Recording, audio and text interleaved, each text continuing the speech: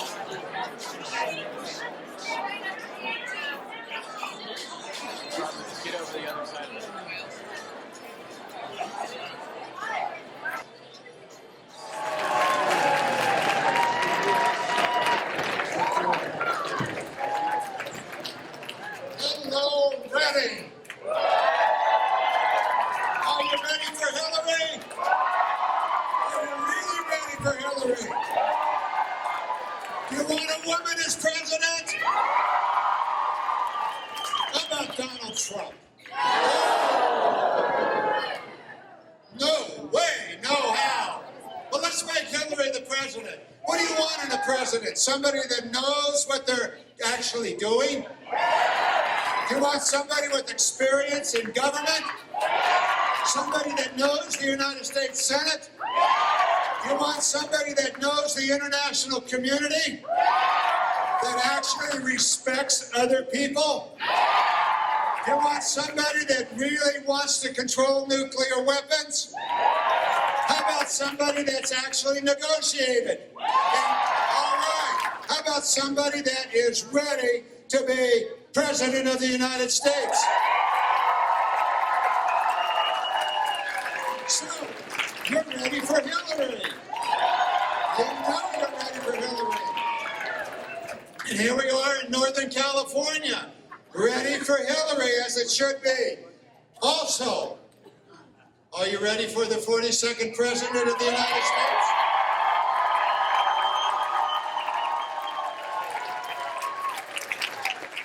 The man gave me a job. You gotta love somebody that gives you a job. He said, hey, would you like to be Deputy Secretary of the United States Department of Interior? And I said, working for you, any day, any time, always. So, here we go. We're going to hear from the 42nd President of the United States. Pretty clear that he knows who is going to be the nominee of the Democratic Party. They have some serious years together, right? So, let me introduce to you the 42nd President of the United States, President Bill Clinton.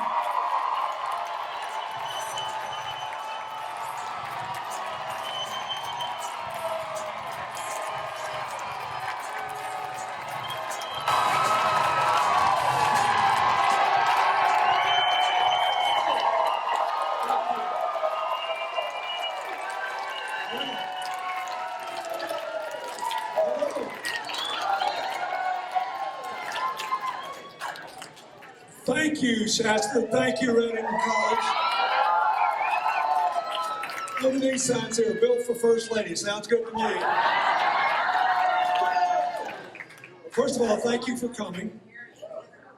And thank you for supporting Hillary. I want to thank, beginning with my friend John Garamendi. Many of you know, in addition to being a member of Congress now and serving with great distinction and being a state elected official in California, he was the Deputy Secretary of the Interior when I was president. And we set aside more land in perpetuity for the American people than any president since Theodore Roosevelt.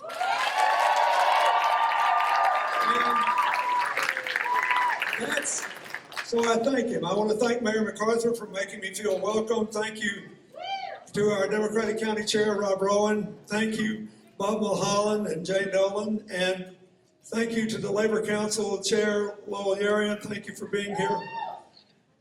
You know, I said the Teddy Roosevelt thing for two reasons. One is he's the last truly progressive Republican president. And secondly, 113 years ago, he came here to give a speech. And this is what he said. He was talking about what makes a good citizen and a good leader. And he said, the only quality worse than hardness of heart is softness of head. Now, we've had a little bit of both in this election season already. But I want to be serious a minute. On my mother's side, I'm Irish, and some of you may remember that when I was president, I was heavily involved in the Irish peace process, which we were able to succeed with and end a very long conflict in Northern Ireland. This is the 100th anniversary of Irish independence from the UK. And the symbol of that was Easter Sunday, 1916, when there was an uprising in Dublin. When the Irish Declaration of Independence was issued, it was 486 words long. It mentioned women 3 times. This was a year before women had the vote in America. And they said, we're building an equal society of men and women, of people without regard to religion, people without regard to where they come from. It was full of hope and beauty. But when it was issued, in 486 words, there were 485 dead people lying in the streets of Dublin because of the fight for independence, against the carnage of World War I. And the great Irish poet, William Butler Yeats, wrote a line in his poem, Easter 1916, which captures a lot of the road rage we have seen in this election in both parties. Too long a sacrifice can make a stone of the heart. So I think we should begin by acknowledging that a lot of the anger and the feeling that the political system, the economic system has failed, has its roots in the received experience of the American people, 80% of whom have not gotten a pay raise since the crash 8 years ago. And median family income, believe it or not, the one in the middle, is lower than it was the day I left office. So, all over the world you see this. I know Mr. Trump is more, what's the most anodyne word I can use, more colorful than a lot of candidates in other countries. But all over the world, people are screaming because of declining middle-class incomes, rising inequality, reduced social mobility, and a feeling that the borders behind which they live have no security. So in Europe, you got the largest refugee crisis since World War II. And in Austria, a country that you would think is ripe for being an outreaching country, embracing diversity, they're small, they have an unemployment rate of about 4%, they have a wonderfully diverse economy with good agriculture, good industry, great tourism. They just voted by only a half a point for a president committed to a world of bridges, not walls. All over the world, people are fighting these battles. And therefore, one thing I'd like to say to you, not as Hillary's husband, but as a former president, is that every American citizen this time has to think about the presidential election in terms of how it will affect you and your family, your children, your grandchildren, your community, your state, but also what's going to happen in the rest of the world. If we choose a future economy instead of an imagined past, and make no mistake about it, make America great again is saying, I'll make it the way it used to be. Now, for half the American people, it wasn't so great.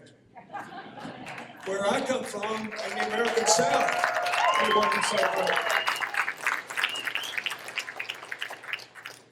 It wasn't so great for women in the workforce. It wasn't so great for a lot of things. And not only that, you can't make the economy the way it used to be. So we're making a decision. Are we going to make America great in 21st century terms by reducing inequality, restoring upward mobility, raising incomes, and putting everybody on a good escalator to the future? Or are we going to try to recover an imagined past, which is another way of saying we're going to fight with each other over a shrinking pie? Are we going to choose a future where we live together or where we act like our differences are all that matters? And are we going to treat the rest of the world with bridges or walls? Should the bridges have some security checks when we're worried? Of course they should. But there's a lot of difference in a bridge with security checks and walls. I also don't think you can build a world with walls. And I'd like to say it's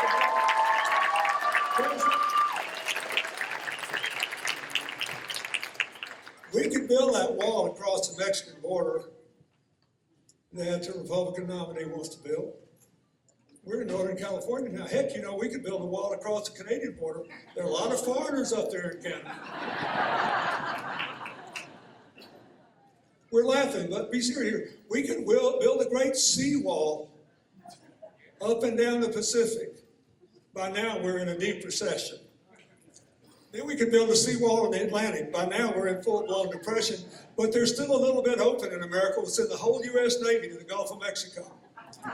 Then we'll put every plane the Air Force has in the air and make sure no one can land here. You still can't keep out the social media, which is why I've been very proud of Hillary for saying, we need Muslim Americans who love freedom and hate terror to help us win the battles and fights.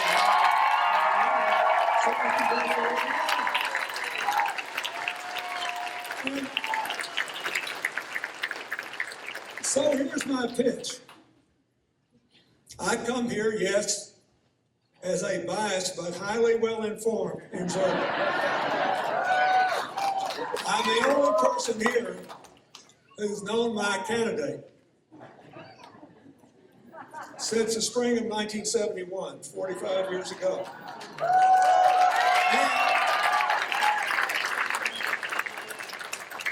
I also know something about this job and what it takes to produce peace and prosperity and shared prosperity. I would never recommend anything that I thought would hurt my country. And our family has been blessed, and whatever happens, we're going to leave this earth with more good fortune than 99.999% of the people who ever lived. This election's about you and the future of this country. And here's what I think. I think there are three reasons that Hillary should be president. One, I think she has the right values. I think we want to have an America where we grow together, where we live together, and where we're citizens together. An America focused on the future we can build together, not on the past we can't recover. An America focused on shared prosperity, not fighting over a shrinking pie.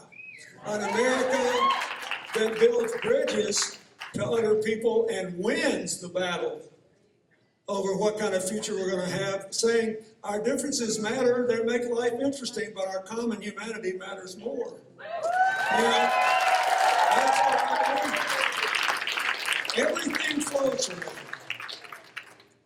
I have worked for 12 years as a governor, 8 years as president, 15 years in my foundation trying to help people make a living, kids get an education, people have health care, reduce inequalities, and increase upward mobility all over the world. Here's what I know. Everywhere people are working together, good things are happening. Everywhere they spend all their time fighting and crawling all each other and demonizing and debasing each other, good things are not happening.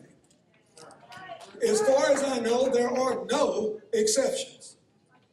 So she should also be elected, secondly, because I think she got the best ideas for having us grow together. And let's just look at a couple of them.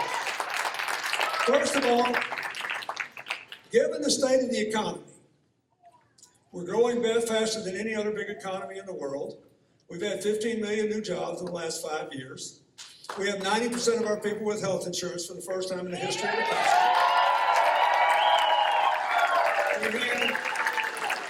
We're the youngest, most diverse workforce of any big economy in the world, the best science and technology base, the best capacity to generate energy from the sun and the wind of any country, the best ability to deal with the challenge of climate change and preserve our natural resources, including your water in California. But wages are stagnant, inequality is rising, mobility is stuck. How can we grow together? What is the role of the national government? First, to make investments in a modern infrastructure that includes more than roads and bridges, ports and airports, but universal access to rapid broadband in rural America. Clean water pipes all over America where there are children with elevated lead levels in their blood, so that we can have a future. Second, a serious commitment to win the race with Germany and China to become the clean energy superpower of the world. Now, when I say that in California, a lot of people say, well, what do you expect from California? But guess what state is number 2 in the deployment of solar panels today? New Jersey. New Jersey, where I was yesterday.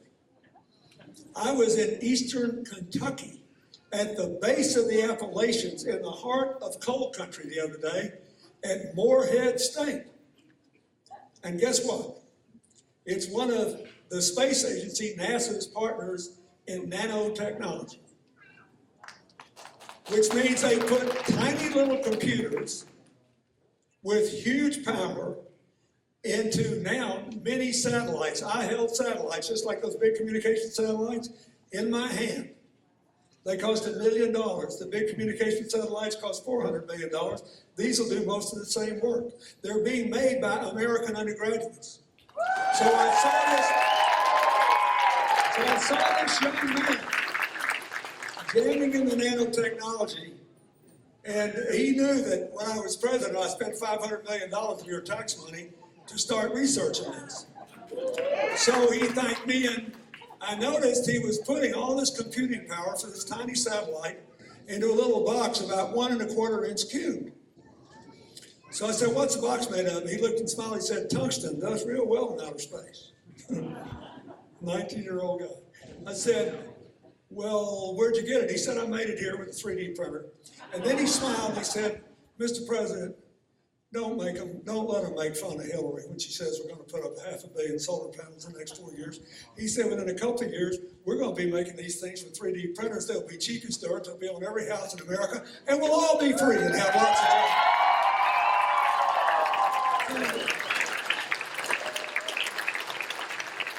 Third thing we need to recognize is that we can bring manufacturing back to America, but it won't be like it used to be.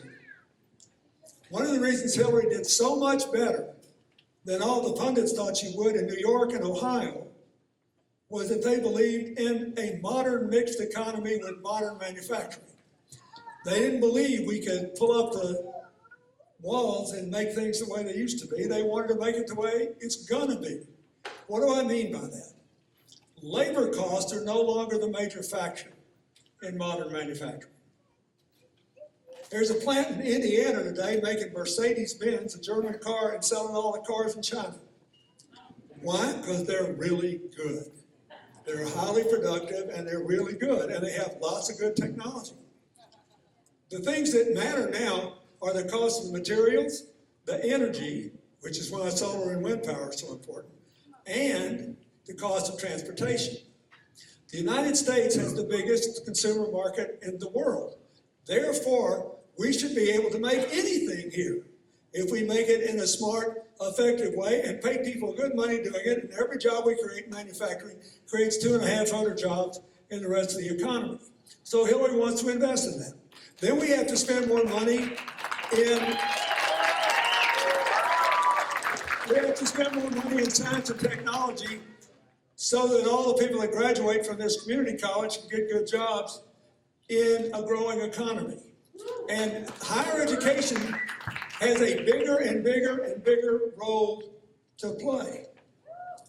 A congressman from California, now no longer in Congress, named Henry Waxman, in 1980 sponsored one of the great bipartisan bills ever sponsored, and President Carter signed that bill after he was defeated by then Governor Ronald Reagan.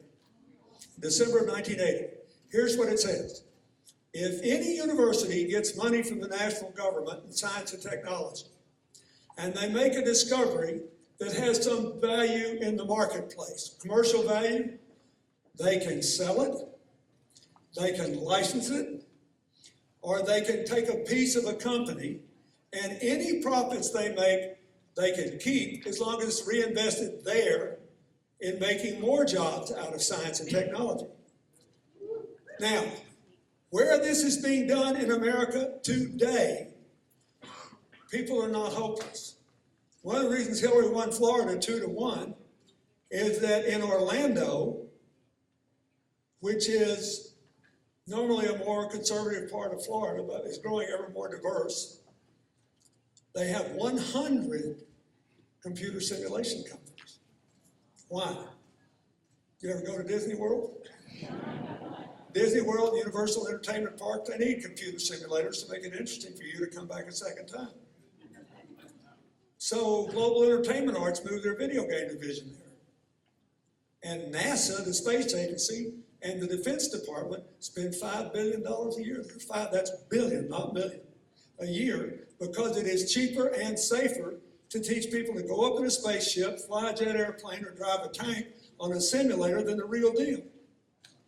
As a result, this town that most of us think of as the place to go to Disney World has 100 of these companies, all spun out of the university. And the University of Central Florida is now the third biggest campus in America in one place after Michigan and Ohio State. Now, we can do that in California everywhere. Everywhere. We can do it everywhere in America. But to do it, you got to believe in a tomorrow economy, and you got to believe in cooperation, not conflict, and you can't turn people away at the door because you don't like their religion or their race or their whatever.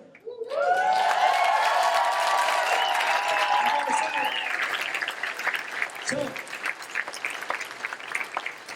if we make the right investments, we'll do fine. The last thing I want to say is it's a big mistake to forget that 2/3 of the new jobs created in this country for 20 years have been in small business, and we've got to clarify the law relating to small business lending so these banks will loan money to small businesses again, and we can get the small business economy going.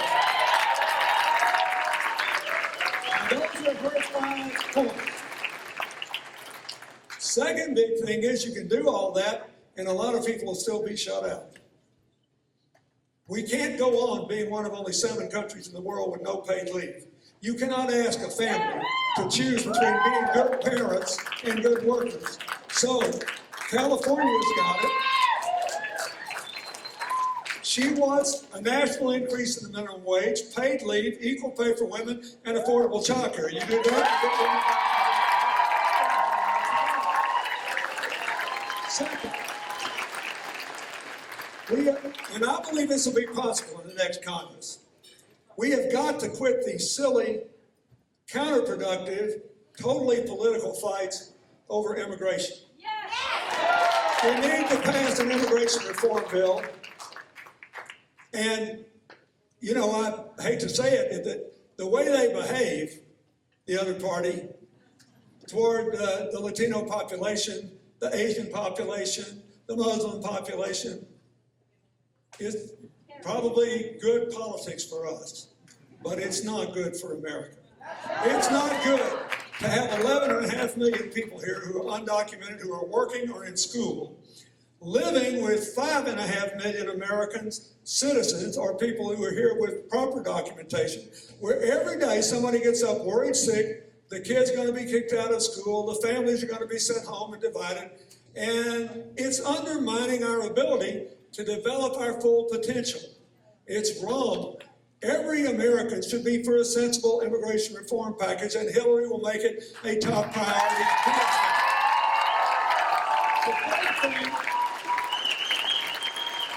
Then we need to look at other more discrete elements of our population that are having trouble.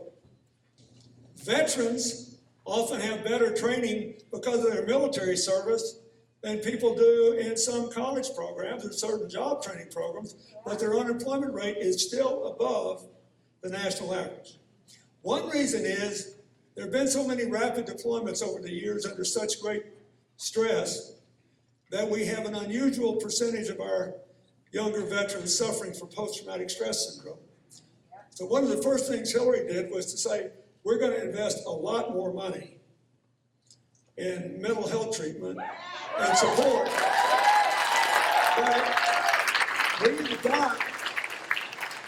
But we've got to get these veterans in good jobs and make sure they're trained to do them. The same thing is true of the young people in America. There are far too many of them in prison for too long for nonviolent offenses. And she wants to let people who have been served too long for nonviolent offenses out of jail, but she knows there's no point in doing it unless you give them education, training, and the assurance that they will not be denied a job because they were once in jail. So we can all rise together. The final thing on this is small town and rural America has the highest incidence of addiction to prescription drugs and heroin of any section of our country. We never had a drug problem like this that was so heavily concentrated there. And one of the reasons is that the economy is so much weaker in so much of small town and rural America. West Virginia has the second weakest economy in America and the highest rate of prescription drug and heroin addiction in the country.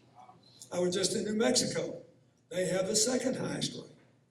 And a lot of this is crazy. These places can have new economic opportunities. So you have to measure and match the mental health and treatment commitment with serious investments and incentives to places with unemployment rates above the national average, poverty rates above the national average. They can do everything there that can be done anywhere else. We just have to work to connect them to the rest of the American economy, and she is the only candidate with a clear, system plan to do that. Now,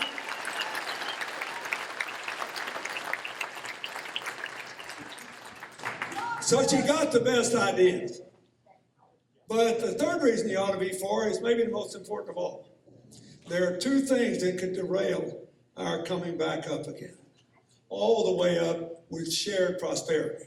One is continued political gridlock in Washington, and the other is all this trouble around the world. In the last 3-month period, we get these statistics by quarter, the United States finally showed enough hiring that the labor markets were getting tight enough that wages for working people in the working class and middle class started rising again. That's the good news. The bad news is that our growth went down to 0.5% entirely because of all the anemic growth and economic and social turmoil in the rest of the world. If everybody else goes down, they'll hold us back. And if we rise, we'll bring them forward, not only out of the economic doldrums, but out of all these divisive social and political struggles that are tearing people up all over the world. She is the only person you can vote for. The only person you can vote for. Because of her experience when I was president, because of her involvement with crisis situations then. Because of her work on the Armed Services Committee in the United States Senate for 8 years, and because of what she did as Secretary of State, she can give us the safety and the space we need to grow so we can lift the world and lead the world away from a very destructive course. That's why every American should care about this. So,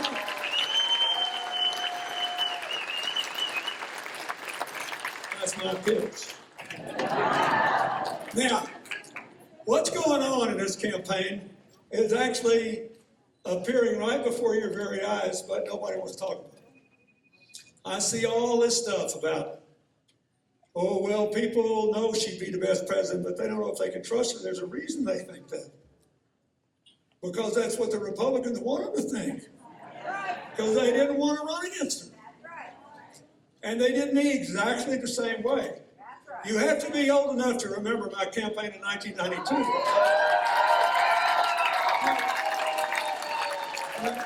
On June the 2nd, 1992, I won California and New Jersey and clearly had the votes to be nominated by the Democratic Convention. I was also running third in the polls behind President Bush and Ross Perot. 3 weeks later, one of the San Francisco papers had a big article on the front page that said, Bush and Perot in tough race. Clinton, not a factor. They showed a map that said I had a grand total of 9 electoral votes. They were about 370 short. We're laughing. Why? Because I could fill this room with the psychological surveys that show if you badmouth people over and over and over again, even if nothing you ever say is true, it hurts you. And frankly, you got to be sympathetic with the media who covers it, because it's really boring to talk about somebody who's good and doing good every day and getting things done. Whereas, oh, if you could catch somebody. And think about the poor Republicans. Their whole, really, I feel bad for them. Their whole theory is that government would mess up a 2-car parade, right? I mean, that's their whole theory. So nothing threatens them more than somebody like Hillary who's made something good happen in every position she's ever had. Both as Secretary of State, the Iran sanctions, the only nuclear agreement we've made with anybody that we made with Russia that makes you a lot safer with all these tensions with Russia. She had to get 67 votes in the Senate to get that ratified. She got those votes, Republican votes. They liked her. They liked her when she got the Iran sanctions. They liked her when she flew across the world to make a deal with the Muslim Brotherhood president of Egypt to stop the shooting war between Israel and Hamas in Gaza. They liked her just fine. They liked her when she was on the Armed Services Committee and she worked with John McCain to get treatment for veterans coming home with traumatic brain injury. They liked her when she worked with Lindsey Graham to make sure that National Guards people and reservists, the men and women who served in the Guard and Reserve who were called up when they came home, got the same health care benefits that regular military personnel did. They liked her. They liked her when she was the de facto economic officer for outside of New York City's area, New York, working with small farmers and manufacturers without regard to their party. When she ran for re-election, the Republican head of the Farm Bureau on Long Island endorsed her. And the press went breathlessly up to him and said, Joe, I thought you were a Republican. He said, I thought I was too. Well, how can you endorse her? He said, I'll tell you why. I spend my life trying to help these farmers hang on to their farms. Everybody sounds good at election time, but when we elected her, she actually did something to help our farmers hang on to their farms. So, the Republican House Leader, Tom DeLay, liked her just fine when she went to him and said, I know we don't agree on anything very much, but I don't care what you say about us. I know you adopted your children, and I honor you for it. And he said, what's that got to do with anything? She said, Congressman, the foster care rolls in this country are exploding. And those children are just like yours. and they're going to age out. They're going to be thrown on the streets. They have no living supports. They have no education, no training, no way to get a job, no way to go forward. You can't let this happen. What do you want to do about it, he said. She said, hey, you're a Republican, you love tax cuts. Let's give people a whopping tax cut if they'll adopt a non-infant child. People are afraid to do that.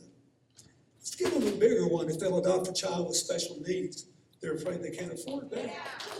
Then you have to acknowledge that we do need some government to give the social supports to these families taking this chance, and some government to help these kids that are going to age out that we can't stop. All I had to do was sign the bill. It was an 80% increase in adoptions out of foster care because she always makes something good happen, no matter what the government is. And we need that. We need that. So look, if I were 25 again, and I'd like to be, but that's like Make America Great Again. It ain't gonna happen. But if I were, and I got one of those famous magic lanterns and a genie popped out and said, Bill Clinton, I'll let you live anywhere you want to live in the world, anywhere in the world 30 years from now, but you have to decide right now, I'd pick America in a heartbeat.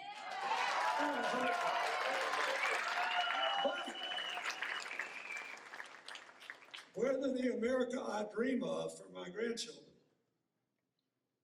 materializes is up to you. And I cannot overstate the importance of this election. We now know all the people that the Republican nominee says he'd think about putting on the Supreme Court. So that issue alone is enough to tell you who to vote for. If, like me, you believe we should expand and protect voting rights, not restrict them. If you believe we should protect labor rights, not gut them. If you believe we should protect women's rights, and the rights of the LGBT community, and the rights of Americans to go forward together, we ought to get rid of that fool Citizens United decision and put a for sale sign on the door of American democracy.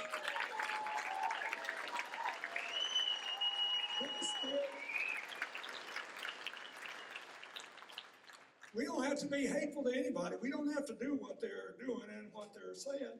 We just have to remember that this election is about you, your children, your grandchildren, and the future of this country. There is no place on earth more blessed in natural capacity. We rank first or second in the world in our ability to generate clean energy, for example. In human capacity because of the diversity and youth of our workforce. In capital as manifest in our science and technology base. But we have underinvested in our future, in infrastructure, energy, and a lot of other things. And we have wasted precious time with mindless battles designed to win short-term elections by making people, to go back to what Theodore Roosevelt said, hard in the heart and soft in the head. Now, there are reasons for people to be angry. The white working class in the Republican Party thinks they've been treated like a cheap date for 35 years. They say, you don't want to vote for the Democrats, look at them. They got so many.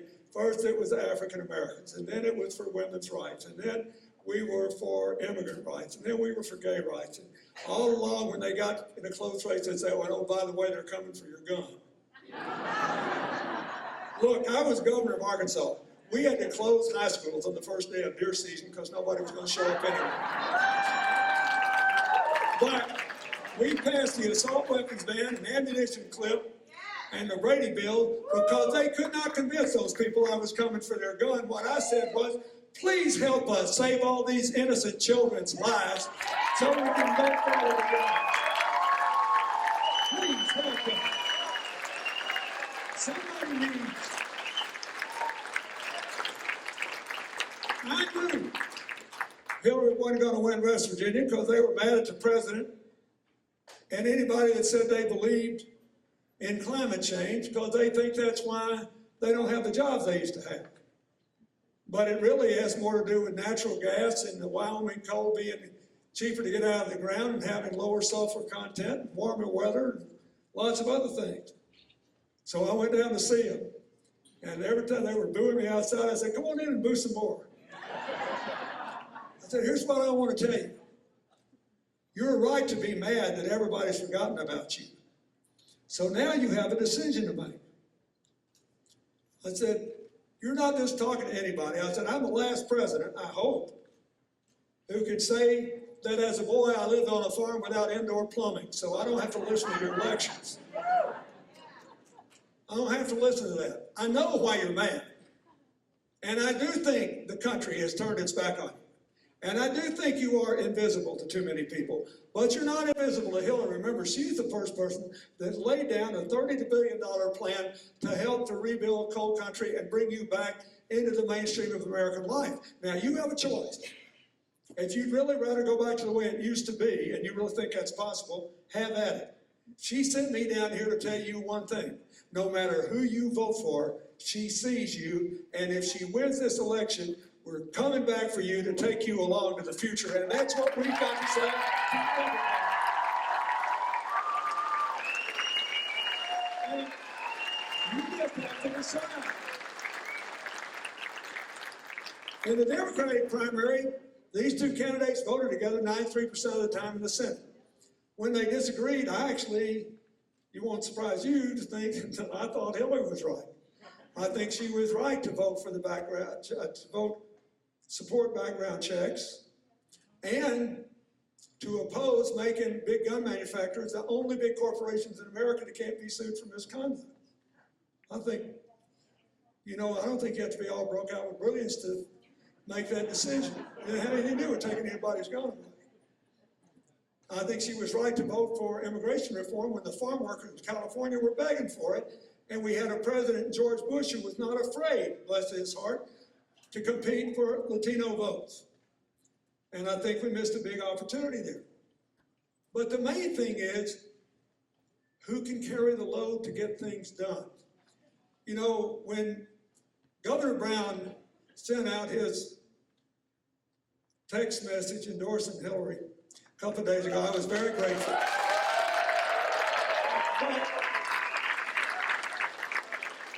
But we got to talk about this minimum wage bill you passed, California, and how it was a combination of passionate progressivism, go to $15 an hour first in San Francisco and LA, and practical realities.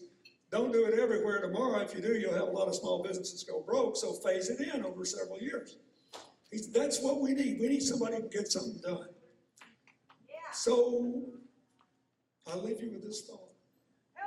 Here is the best endorsement speech for Hillary that I've heard given in this election season. 4 sentences long. From a man who was defeated as my senior senator from my native state of Arkansas in November of 2014 for voting for the health care bill. And he knew he would lose. And he voted for it anyway, so that the very people who voted against him, all these working class people, could insure themselves and their children for the first time. And he got up and said, look, I love being a senator. I hate to give this job up. But I can't live with myself if I keep it, because when I was a child, I had cancer on the back of my leg. I could easily have died before I became a teenager. But I lived, I grew up, I got to serve my state and my nation, and I had 2 children and they're grown now. I could not deny that right to poor children by denying them the kind of health insurance coverage my father provided to our family. And I would rather give up my job than deny them that chance. So he said, I have a very strong opinion about this election. Here's the endorsement. I know both these candidates. I like them both. And I have served with them both. But if you want to get America moving again, you should make Hillary the president of the United States. Thank you, and God bless you.